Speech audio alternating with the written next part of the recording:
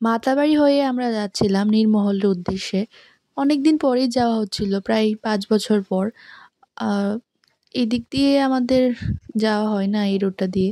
তো মাতাবাড়ি থেকে আমরা শর্টকাট রাস্তা দিয়ে যাচ্ছিলাম। তো এখানকার যে প্রাকৃতিক দৃশ্যগুলি, এইগুলি ছিল খুবই সুন্দর।